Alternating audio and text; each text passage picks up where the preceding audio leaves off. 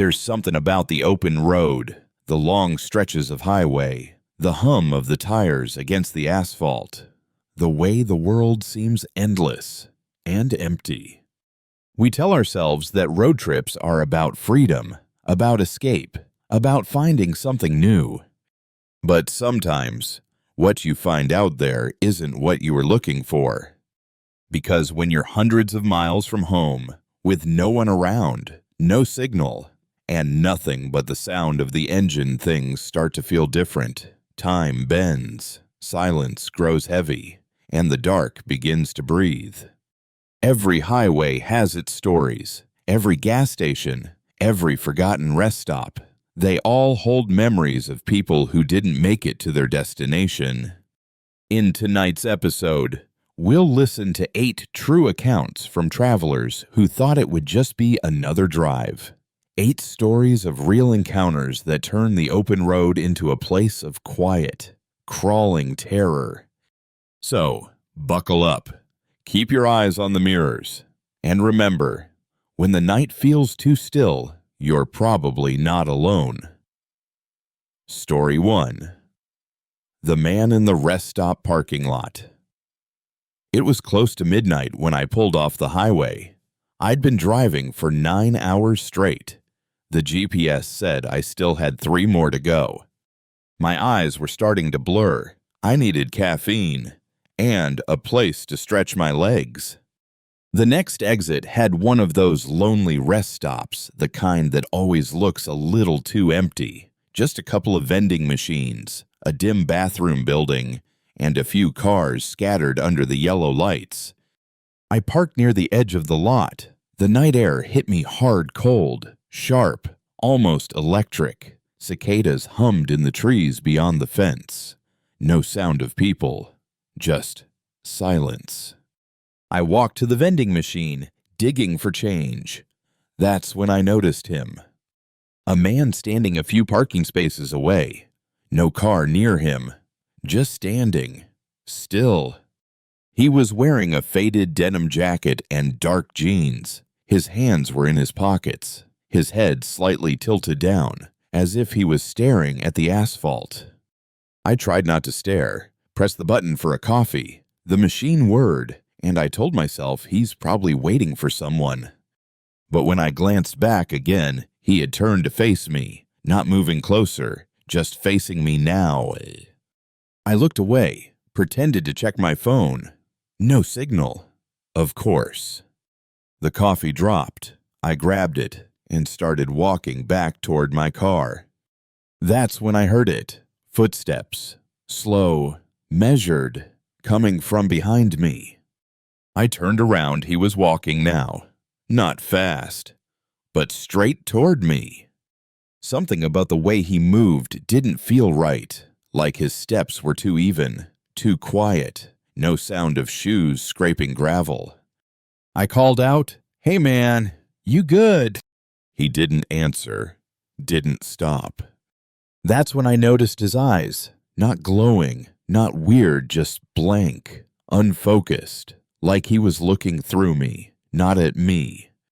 I stepped back. My hand went to the car door handle. I said louder, "I'm leaving." "All right." Still nothing. He was maybe 20 feet away now, close enough for me to smell something like wet dirt and old metal.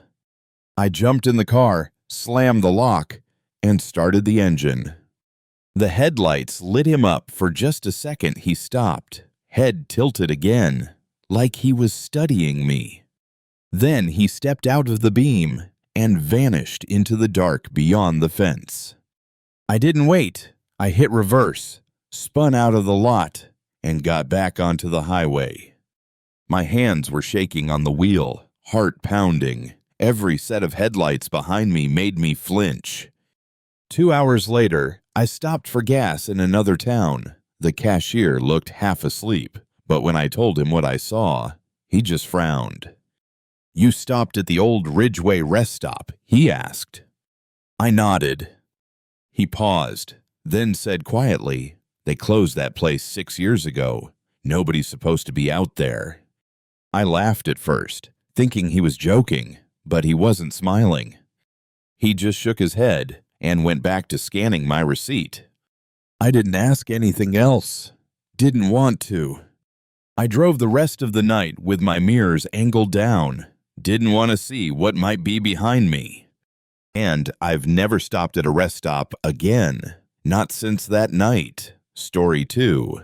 The wrong turn near Black Hollow. It was supposed to be a simple weekend drive. Just me, my girlfriend, and an old back road that cut through the mountains. We wanted quiet somewhere without traffic, without people. The sky was overcast that morning. The air had that heavy, pre-storm smell. We laughed, turned up the music, and let the world fade behind us. About 2 hours in, the GPS lost signal. Not unusual out there. The screen froze mid-turn and then went black. I remember saying, "It's fine, just keep following this road." It didn't look like much, but it felt right. The trees closed in on both sides, tall, dark pines pressing against the edge of the road. The sunlight dimmed until it felt like dusk, even though it was barely noon. After another 20 minutes, we saw a rusted sign on the side of the road, half buried in weeds. Black Hollow, 4 miles. I'd never heard of it, but it felt like the kind of quiet town we were hoping to find, so we kept driving. The road narrowed, the asphalt cracked, a single yellow line ran down the middle, barely visible. Then we saw the first house, wooden, peeling paint, no curtains, no lights. Then another, and another, all empty, no cars, no mailboxes, no sound. We slowed down. I rolled down my window, nothing, no wind, no birds, just the hum of the engine. "Maybe it's abandoned," she whispered. I nodded, but something about that felt off. Every driveway had fresh tire marks, as if someone had been there recently. Then we saw movement. At the very end of the street, a figure stepping out from between 2 houses. He wore a reflective vest like a construction worker. He was holding something metal in his hand.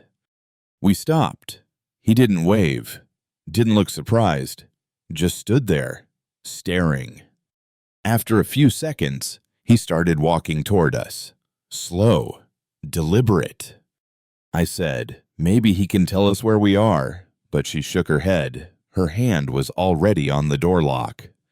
When he got closer, I noticed the vest. It was filthy, caked in mud and grease. And his face, there was something wrong with his eyes, like they were too wide, too focused. He stopped about 10 feet away and said in a flat voice, "You shouldn't be here." I asked, "Is this Black Hollow we're just passing through?" He looked past me, toward the woods behind the car, then back at me. "No one passes through." The way he said it like it wasn't a warning, but a fact. I put the car in reverse. He didn't move, didn't blink. Then, as we backed up, 3 more people stepped out from behind a nearby shed.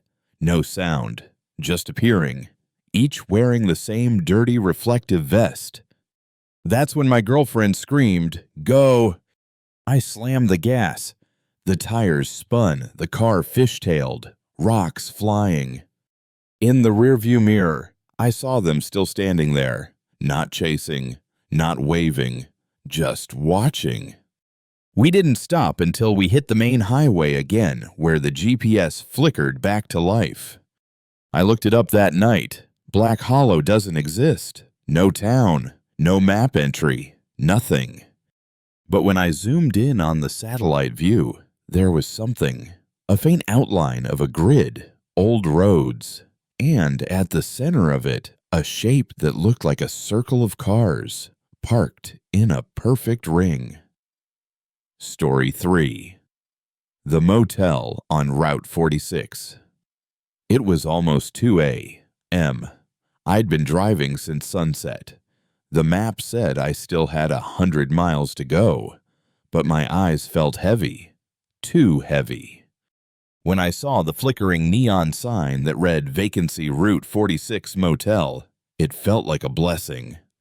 I pulled into the gravel lot. There were only 3 cars parked. The rest of the spaces sat empty, lit by the pale orange of a buzzing light. The office door was propped open, a small bell above it hanging crooked. Inside, a woman sat behind the counter, her hair gray and thin, her glasses slipping down her nose. "Room for one?" she asked, without looking up. "Yeah," I said, "just for the night." She slid a clipboard toward me. The paper looked old-yellowed, edges torn. "Cash only." I hesitated, but I was too tired to argue. I paid. She handed me a metal key on a cracked blue tag. "Room 7. As I turned to leave, she said softly, "Don't open the curtains. The light attracts them." I froze. "What?" She looked up, then eyes cloudy but sharp. "Bugs," she said after a pause. "Big ones." I laughed nervously, said, "Right, got it," and walked out. Room 7 was at the far end of the row, one flickering bulb above the door, moths fluttering against it. The lock stuck a little when I turned the key. Inside smelled like stale air and cheap cleaner, but the bed looked clean enough. I sat down, boots still on, and let out a long breath. The silence was thick, not peaceful, just empty. I checked my phone. No service again. Figures. There was an old CRT TV in the corner. It worked, but every channel hissed with static. I turned it off, lay back, and closed my eyes. That's when I heard it, a soft scrape, like something brushing against the door. I held my breath, listened. It came again, slow, deliberate. Then a single knock. I sat up fast. "Hello." No answer. I looked toward the curtains. The light from the parking lot cut a faint glow along the bottom edge, and under that light, I saw a shadow. 2 feet, still, facing the door. I whispered, "Who's there?" Silence. I grabbed my keys, moved closer to the peephole, but there wasn't one. Just the wood, solid and old. The shadow didn't move. After maybe a full minute, it shifted, slowly, like whoever it was had turned around.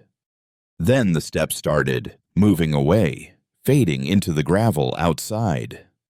I waited another few minutes before I exhaled. Probably another guest, or the owner checking rooms. That's what I told myself. I finally lay back down, but around 3 a.m., a noise woke me again. Voices, muffled, outside my window.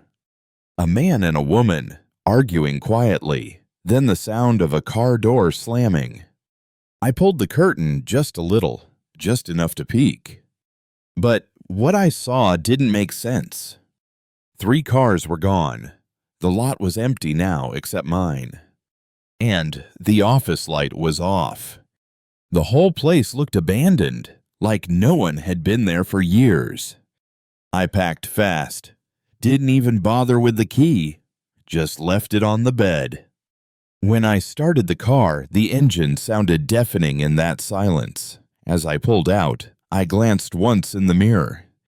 The neon sign flickered again, but this time, it didn't say vacancy.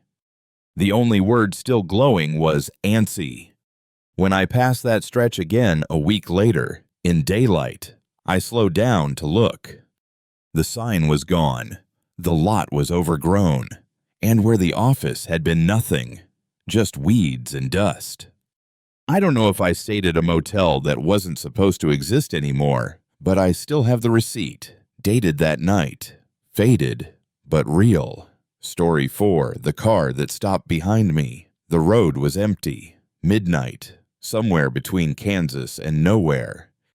The sky was clear, the kind of clear that makes you feel small, just black and star, and the hum of the tires beneath me.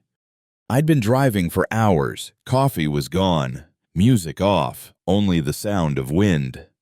Then the engine coughed, once, twice, and died.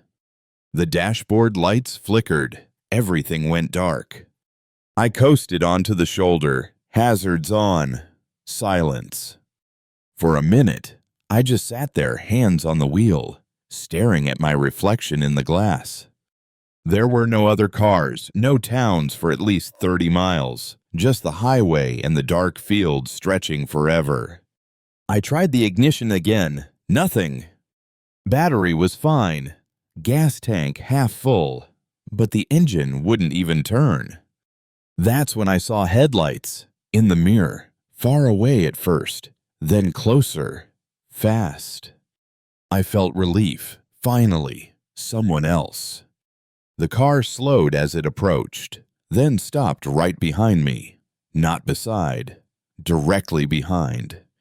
High beams still on, blinding through the rear window. I waited for a door to open. Nothing, no movement.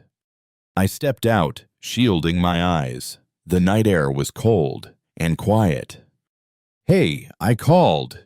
You all right back there?" No answer. I started walking toward the other car, hands raised. But as I got closer, something felt wrong. The driver's side was empty. No one in the passenger seat either. The engine wasn't running. The headlights were on, but the car was completely still. A soft wind moved through the grass. The metal ticked as it cooled. I leaned down to look inside. That's when I noticed the keys were still in the ignition, turned halfway. The seatbelt on the driver's side was buckled, but no one in it. I froze, stepped back. The air suddenly felt heavier, like the whole night was holding its breath. Then, behind me, a sound. Gravel shifting, footsteps. Slow, deliberate, coming from the darkness beyond my car. I turned fast, flashlight out. The beam cut through the black nothing there. But the footsteps stopped. I called out again. No answer. Then I heard a voice. Low, close. "Need a hand." I spun around. A man stood by the trunk of my car. I hadn't heard him approach. He was wearing a highway maintenance jacket, the reflective tape dull under the starlight. "Car trouble?" he asked. His tone was flat, no emotion. "Yeah," I said carefully. "Won't start." He nodded once, then turned his head toward the empty car behind mine. "You see them?" he asked. "Them? The people in that car?" I shook my head. "There's no one there." He frowned. Long pause. Then said, "Yeah, that's what they said too." I didn't move. Didn't even breathe. He looked at me, then stepped closer. Too close. Something about his eyes made my stomach twist. They weren't angry, just wrong. He reached into his jacket pocket. For a second, I thought it was a gun, but he pulled out a wrench. Heavy, old. "Pop the hood," he said. I hesitated. He repeated it, softer this time. "Pop the hood." I did. My hands were shaking. He leaned in, pretending to look at the engine. "Looks fine," he said, then smiled a slow, uneven smile. "You should probably go, before they come back." Before I could ask what he meant, he stepped away, turned toward the field, and started walking. Not toward a car, not toward the road, just straight into the tall grass. Within seconds, the dark swallowed him. I slammed the hood, jumped back into the driver's seat, tried the ignition one more time. The engine started, instantly, perfectly. I floored it, didn't look back. After about 10 miles, I glanced in the mirror. No lights, no cars, nothing but darkness.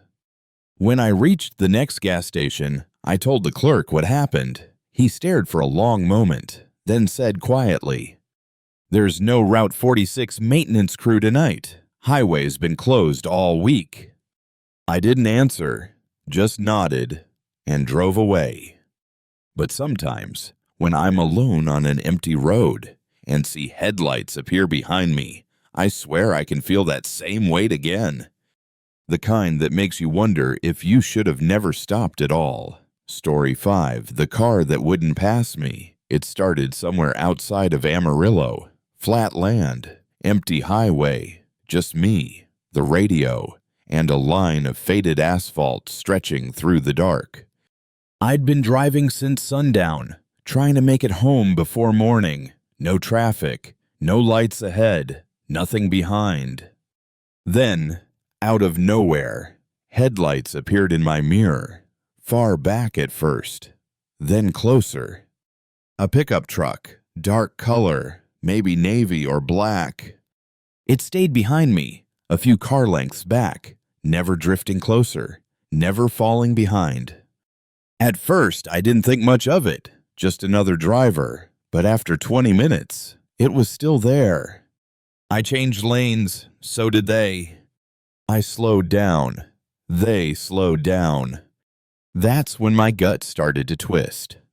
I hit the blinker, pretended to take the next exit. At the last second, I swerved back onto the highway. The truck did the same. No hesitation. That's when I knew something was wrong. I grabbed my phone. No service. Of course. The highway was pitch black. No towns for miles. Just empty fields and telephone poles flickering by. Every few minutes, the truck's headlights would dip like the driver was adjusting something. Then they'd rise again, dead center on my mirror. I could almost feel the beam on the back of my neck. After another 10 miles, I saw a green sign ahead. Rest stop 2 miles. Perfect. I figured if I pulled in, maybe they'd just keep driving. But when I turned into the lot, so did they. I parked under the first working light. The truck pulled into a space 3 spots down, engine still running. I sat there, hands on the steering wheel, pretending to check something on my phone. The driver's door never opened. No one got out, just idling. 5 minutes passed, then 10. Finally, I started the car again, pulled back onto the highway. The truck waited a few seconds, then followed. Always the same distance behind. I thought about calling 911, but with no service, I'd have to find a gas station or town first. Then I saw headlights approaching from ahead another car, the first in nearly an hour. As it passed me, I glanced in the mirror. For a second, the truck behind me disappeared into the glare. But when my eyes adjusted, it was closer.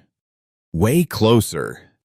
I could see its grille now, the metal dented, rusted, no front plate.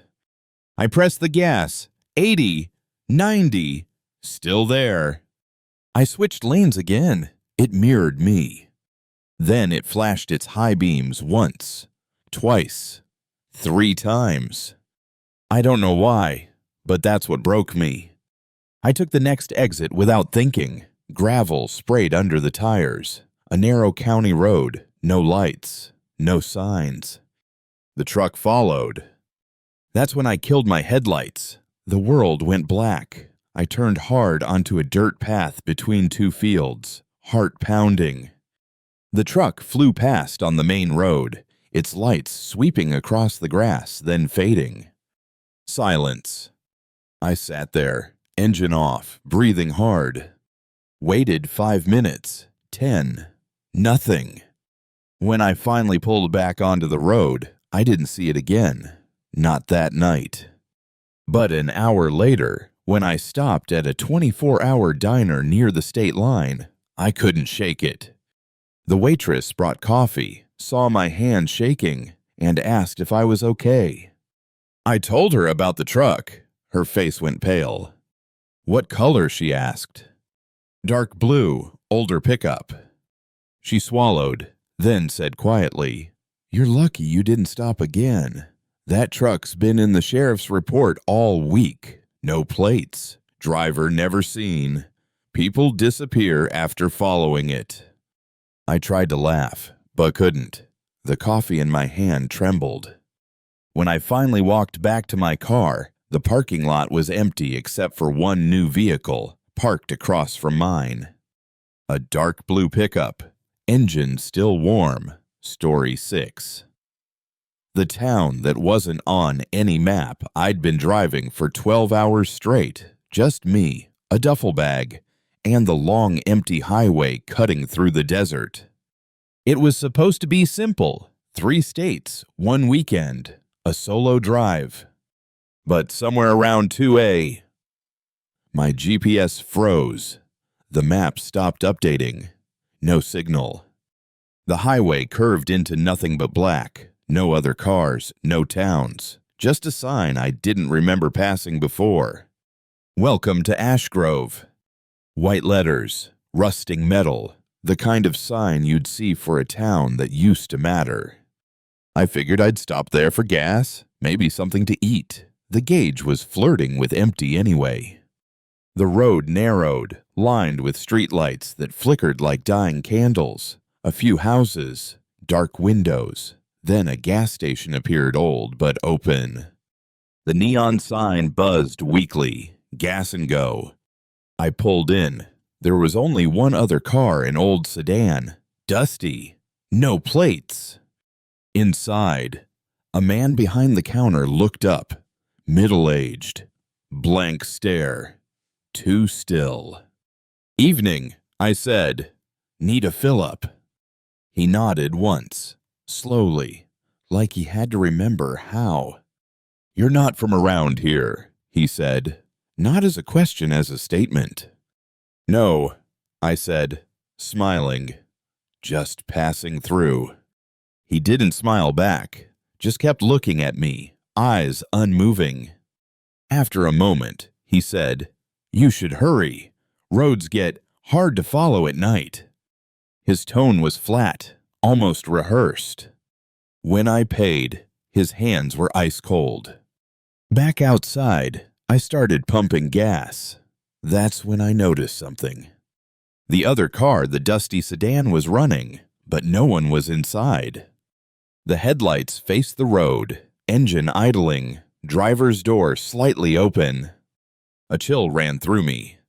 I finished filling up, climbed back into my car, and turned the key.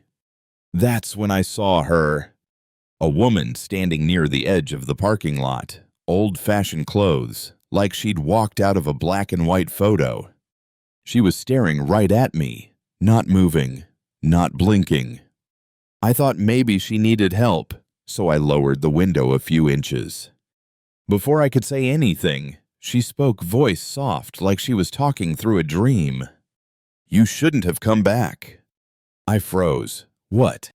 She tilted her head. "You never leave Ash Grove."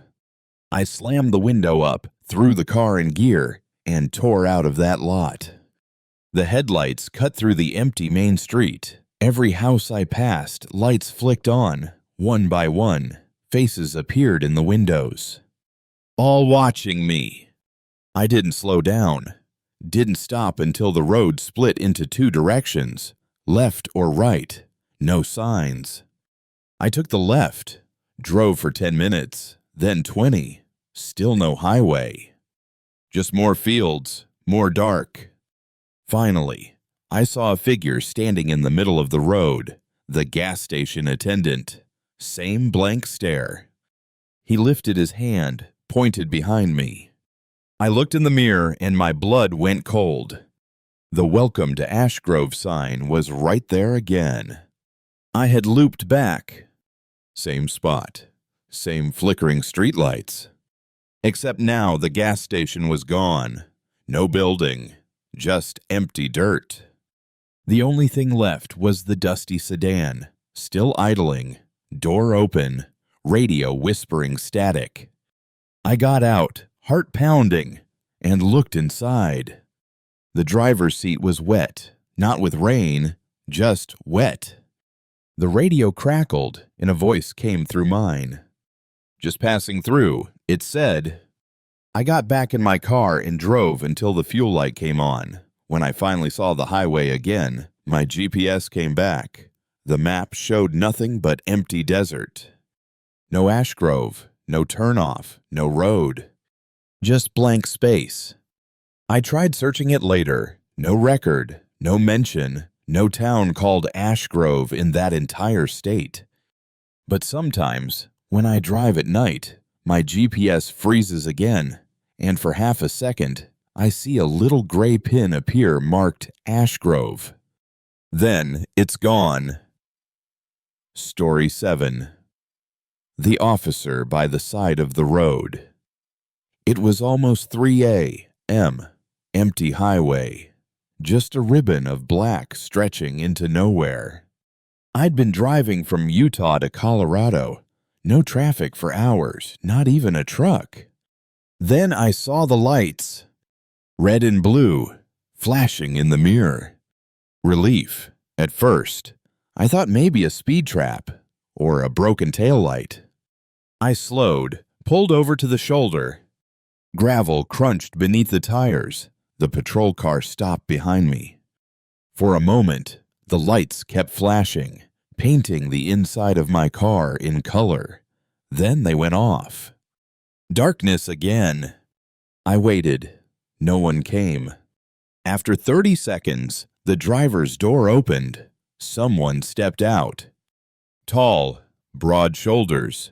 The beam of a flashlight cut through the dark. He walked slowly toward my window. No radio chatter, no second officer, just silence. When he reached me, I rolled the window down halfway. "Evening, officer," I said. Was I speeding? He didn't answer right away, just leaned closer. The flashlight shone straight into my face, then down toward my hands. His voice came out low, measured. "License and registration." I handed them over. He didn't look. Didn't even pretend to check. He just held them, still shining the light on me. Then he asked, "Where are you headed?" "Denver," I said. "Visiting family."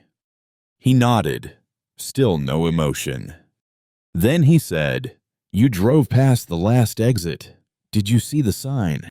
"What sign?" I asked. His face twitched, a small, strange smile. "Exactly." Something in my gut twisted. His badge was dull, not reflective like real ones, his name tag blank. And his car behind me looked off. The decals were wrong, the font too large, the number on the side crooked. I tried to look in my mirror, but he stepped closer. "Step out of the vehicle," he said, tone sharp now. No explanation. I hesitated. "Is there a reason, officer?" He leaned lower. "You need to get out. Now." Every instinct screamed not to. I gripped the wheel tighter. My phone sat in the cup holder. No signal, of course. Then I noticed something behind him movement. A second figure, standing near his car. No uniform, just a dark silhouette. The officer saw me looking. His jaw tightened. "Keep your eyes on me," he said, then louder. That's when I hit the gas. Tires screamed. Gravel flew. I swerved back onto the road, heart pounding. In the mirror, the patrol car's lights came back on, red and blue flashing wildly. It followed.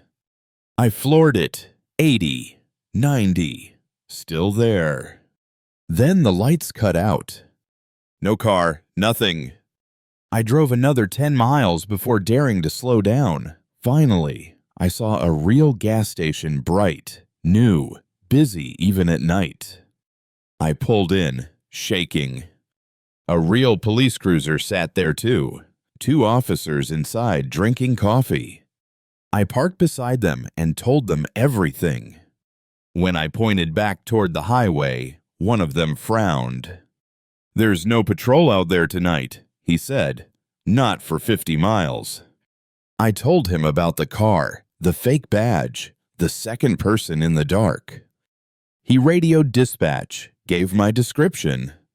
Then he turned back to me, expression flat. "That car," he said slowly, "sounds like one we've been trying to find. A decommissioned unit, stolen last month." He paused, then added quietly, "They pulled someone over last week. Same stretch of road. Didn't make it home." He told me to stay put while they checked it out. When he came back 20 minutes later, he looked pale. "We found the spot," he said. "Tracks on the shoulder. And something else." He hesitated, eyes darting toward my car. "What?" I asked. He took a breath. There were footprints in the dirt, 2 sets, one leading to the driver's side of the patrol car, and one leading away, toward where you stopped. I didn't say anything, just stared past him at the dark highway stretching outside the window. When I finally got back in my car, I noticed something. My license and registration still gone. Story 8. The Final Exit. The road stretched on forever. That ribbon of asphalt we'd all followed. Maybe too many times. I didn't know how I got there, only that the GPS blinked once, then nothing, and I found myself entering exit 27. The sign said, "Welcome to the Forgotten Mile." It didn't register until I had passed it, because the sign looked old, faded, like someone forgot to update it. Inside my mind, it echoed forgotten, mile, weary. I pulled off into a rest area. There was a single car parked. It looked familiar, but I couldn't place from where. I walked to the vending machine. The light was buzzing, no one else around, just the chill and the hum. Then I heard a voice behind me, "Lost your way." I turned. A figure stood near a dark sedan, engine idling, door open. He was the same highway maintenance kind of man we all imagined after Story 4, or the fake officer from Story 7, maybe the attendant from Story 3. His eyes caught mine. Quiet, thin smile. "You know," he said, "we all end up here eventually." My skin crawled. I asked, "Here where?" He pointed down the highway, where you stop being aware, where the road takes what it wants. I shook my head. He gestured to the sedan. "Got your car troubles? Follow me." I wanted to run. The seed of fear planted itself deep, but I nodded. Maybe because I was tired, or maybe because the road had already taken control. We drove together, no words, just the hum of the engine. Streetlights flickering. He stopped, engine off. We were back at an exit. No sign, no name. "Step out," he said. I did. The world went quiet. I looked back at my car. The lights were still on. He said, "You don't belong on the main line anymore." Then he turned and walked into the trees. Disappeared. I walked back, got in my car, and tried the key. Engine roared to life. I drove away, past the mile markers. They looked older now, rusting. When I finally reached my destination, I looked in the back seat, my registration on my lap. The same one I thought Ashgrove from Story 6 claimed, still missing the new plate. I don't know how many of you are out there, listening to these stories, driving down the open road, thinking you're free. But if you ever feel that prickle behind you, that light in your mirror that doesn't pass, check your map. See if you've reached exit 27. Because the road never forgets, and neither do the ones who wander it. If you've made it this far, thank you for listening. 8 stories, 8 roads, 8 travelers who thought they were alone. Maybe they were, maybe they weren't. Because out there, beyond the glow of your headlights, the road still hums. It remembers every tire that's ever touched it. every voice that's ever whispered, "I'll just drive a little farther." They say the highway never ends, that it just folds back on itself. Every exit is another beginning, every rest stop, another echo. And sometimes, when you drive long enough, you'll find places that aren't on any map. A gas station that shouldn't be open, a face you've seen before in a town that shouldn't exist, or a pair of headlights that follow you for miles, waiting for the moment you finally stop. If that ever happens, keep driving. Don't slow down. Don't look back, because the moment you do, the road will know your name. Thank you for spending the night here with me. If you enjoyed these stories, share them and let someone else take the drive. Just don't take the same road twice, because some roads, once you've been down them, never let you leave.